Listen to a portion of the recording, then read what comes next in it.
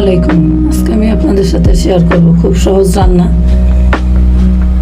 কাঁচকলা দিয়ে শিং মাছের ঝোল। পরিমাণ মতো তেল দিয়ে নিলাম। আমি 2টা কাঁচকলা নিয়েছি,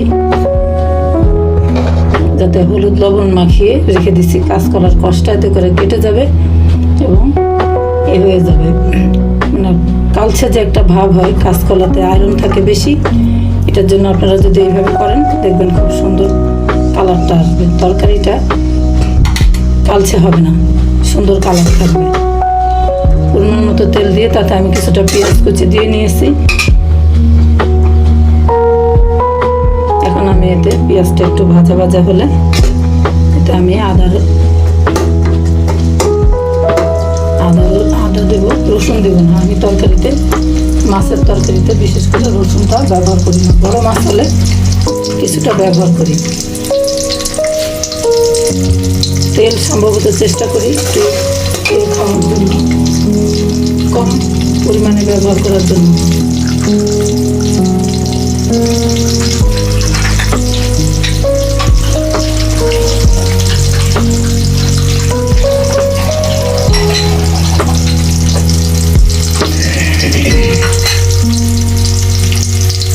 পেঁয়াজটা একটু ভাজা ভাজা হতে হবে। একটু ভাজা ভাজা হলেই আমরা এর মধ্যে মশলাগুলো দিয়ে দিব।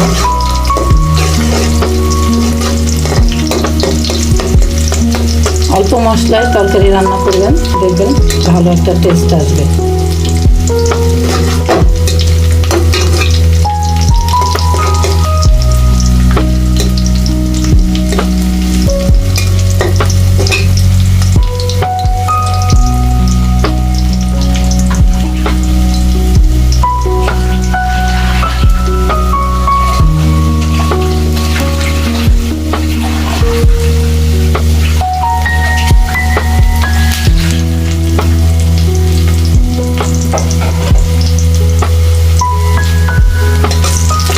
পেঁয়াজটার পানিটা টেনে নিয়েছে।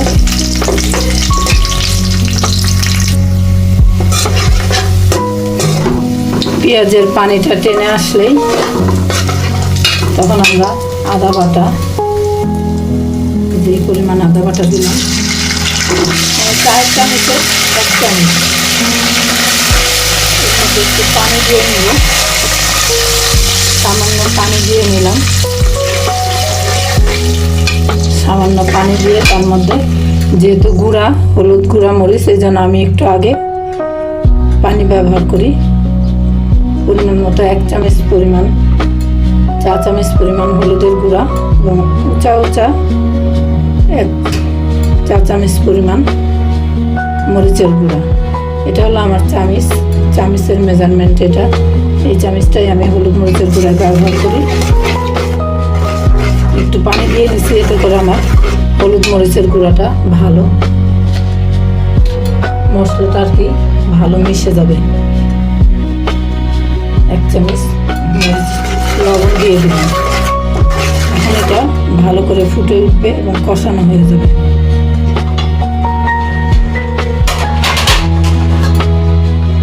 একটু ঢেকে দেই, এতে করে স্মুথ ভাবটা এসে যাবে।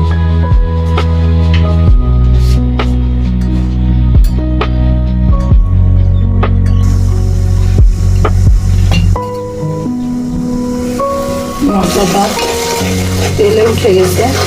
তেলে উঠে গেলে বুঝবেন যে কষানো হয়ে গেছে।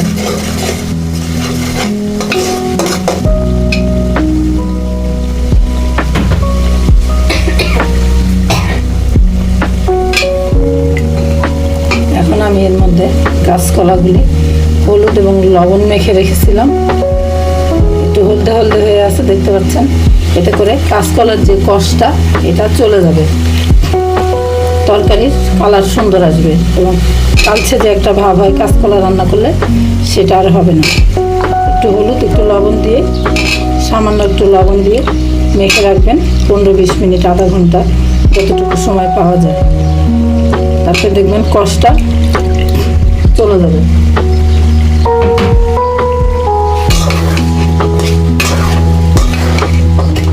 এখন এটাকে আমরা ভালোভাবে কষিয়ে নেব।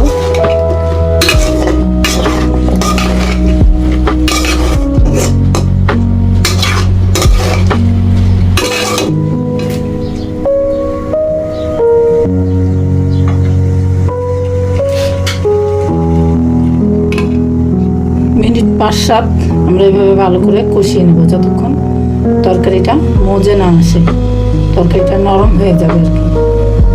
আস্তে একটু ধিমে জালে এভাবে কষিয়ে নেব। তরকারিটা কষানো প্রায় হয়ে গেছে। এর মাঝে আমি আরেকবার নাড়া দিয়ে নিয়েছিলাম। কষানো নরম হয়ে গেছে তরকারিটা। কষাতে কষাতে তরকারিটা যদি নরম করে ফেলা যায় তাহলে কিন্তু টেস্টটা ভালো আসে।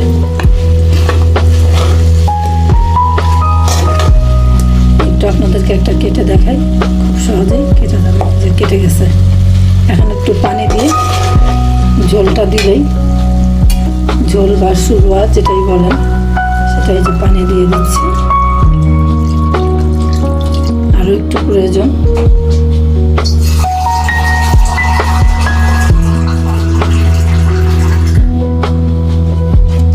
যারা নতুন রাঁধুনি তাদেরকে বলছি, দেখেন তরকারিটা আমরা সাধারণত এই পরিমাণ শুরুয়া রেখে থাকি, এই পরিমাণ শুরুয়া থাকবে।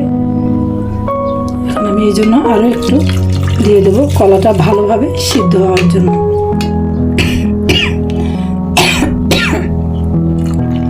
এই ফাঁকে আমরা শিং মাছটা রেডি করে নিই। শিং মাছটা কখন কিভাবে দিব? শিং মাছের রগ বেছে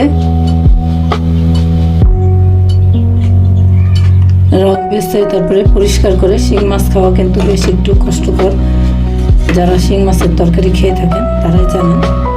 এটাকে ভালোভাবে আমরা এ করে নিয়েছি, ঘষে পরিষ্কার করে নিয়ে রগ বেছে তারপরে এটাকে ধুয়ে পরিষ্কার করে নিয়েছি, লবণ দিয়ে গরম পানি দিয়ে ধুয়ে নিয়েছি।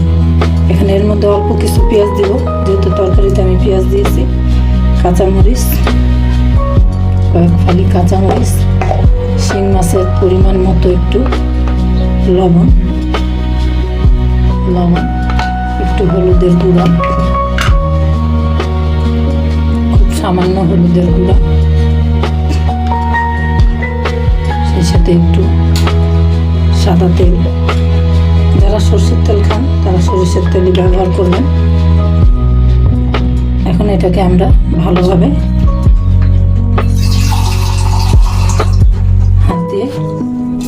হাত দিয়ে মাখিয়ে নিলাম। হাত দিয়ে মাখিয়ে নিয়ে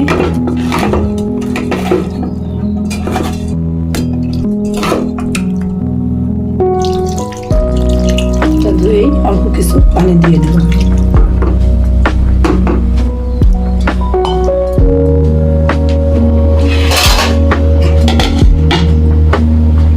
ঢেকে চুলাটা জ্বালিয়ে দিলাম। এখন এটা ভালোভাবে ফুটা ওঠা পর্যন্ত আমরা অপেক্ষা করব। ফুটে উঠেছে, একটু উল্টে দিই মাছগুলোকে।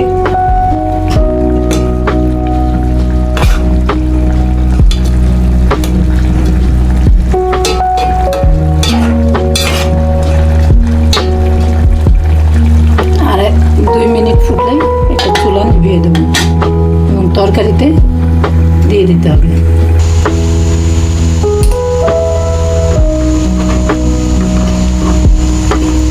তরকারিটা মোটামুটি হয়ে এসেছে। এই পর্যায়ে আপনারা লবণ চেখে দেখবেন যে লবণ ঠিক আছে কিনা, এবং আমি মাছটা দিয়ে দিব।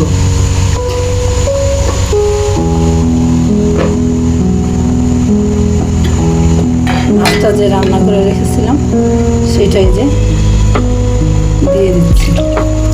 সবটুকু মাছ ঢেলে দিয়ে দিলাম।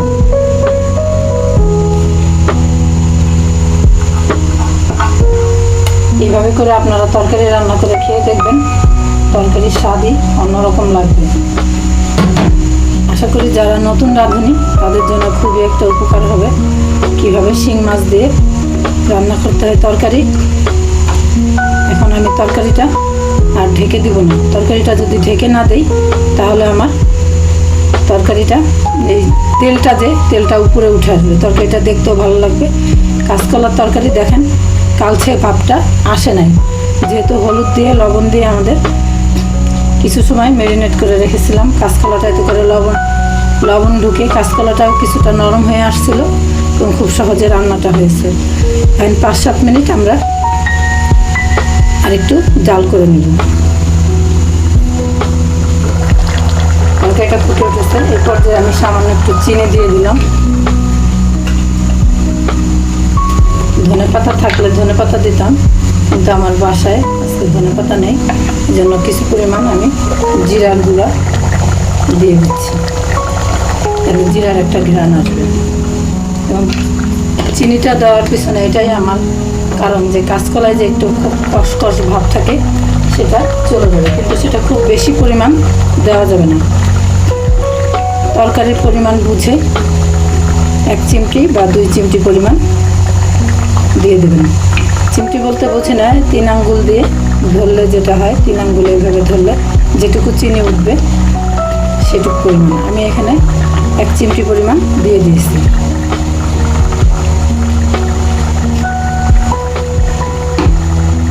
যদি রোগীর জন্য আপনারা শিং মাছ দিয়ে কাঁচকলা দিয়ে পথ্য তৈরি করেন, তাহলে শুকনো মরিচের গুঁড়াটা ব্যবহার করবেন না। কিছু কাঁচামরিচ দিয়ে 2-4 ফালি কাঁচামরিচ দিয়েই তরকারিটা রান্না করবেন। রোগীর জন্য খুবই একটি উপাদেয় খাদ্য এটা। তাহলে আজ এই পর্যন্তই। আমি আপনাদেরকে বাড়তিতে বেড়ে দেখাচ্ছি আমার তরকারিটা রান্না হয়ে গেছে। লবণ টবণ সব চেখে নিয়েছি। এখন দেখেন তরকারিটা।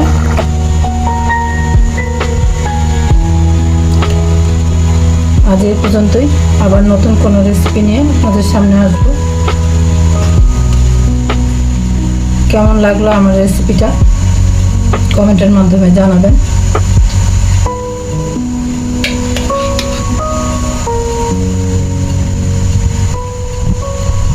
এরকমভাবে রান্না করে আপনারা খেয়ে দেখবেন কেমন টেস্ট আসলো।